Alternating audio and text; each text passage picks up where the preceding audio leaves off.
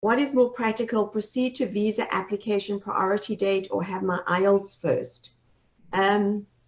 Chris, do you want to take that question? I'm not. Yeah, I know. I think I get what the question is driving at. So yes, you want to do, first of all, it's not an either or. This isn't a choice, but I think what the question is aiming at is, should I take my IELTS now or should I wait until my priority date is current?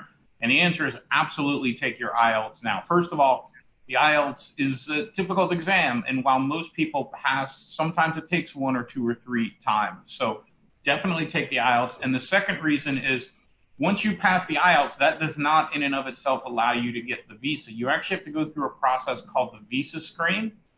And Tanya, I think you may even have a video or posting on this that I'm going to suggest that everyone looks for the Kinetics video on it. But the basic idea is that your IELTS, along with your educational documents, will get sent to CGFNS, which is an organization here in the US, and they take sometimes as many as 3 or 4 months to process all that.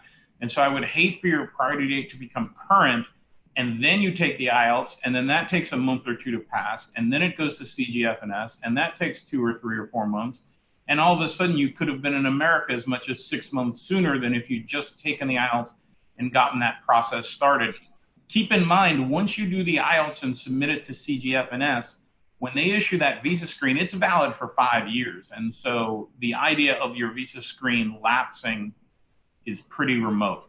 So, so to answer the question, yes, go ahead and take that IELTS even if you're not current. Yeah, I would agree, and Carl, I'm sure you would agree with that 100%. I do. The IELTS for a lot of nurses is actually seems to be more scary and more stressful than even taking the NCLEX exam.